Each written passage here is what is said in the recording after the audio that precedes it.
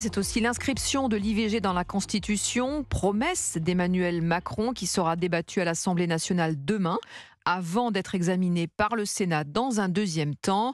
Jacques Serret, Gérard Larcher a fait ce matin une sortie qui interpelle. Oui, le président du Sénat se dit opposé à l'inscription de l'IVG dans la Constitution et il s'en explique. À ses yeux, l'IVG n'est pas menacé dans notre pays. S'il était menacé, croyez-moi, se justifie Gérard Larcher, je me battrais pour qu'il soit maintenu, mais je pense que la Constitution n'est pas un catalogue de droits sociaux et sociétaux. Alors, par tradition, le président de la Chambre haute ne vote pas. Il donne là, je cite, un avis très personnel. Reste que cette déclaration va à l'encontre des plans d'Emmanuel Macron. Le chef de l'État s'est engagé publiquement. En 2024, la liberté des femmes de recourir à l'IVG sera irréversible, avait-il promis.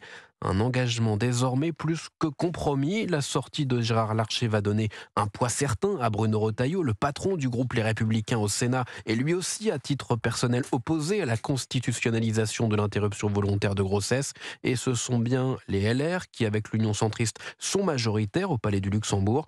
L'exécutif se retrouve ainsi de nouveau devant un mur. Pour rappel, après le vote à l'Assemblée demain, ce texte doit ensuite passer au Sénat pour éventuellement être adopté ensuite en congrès à Versailles par une majorité des 3/5.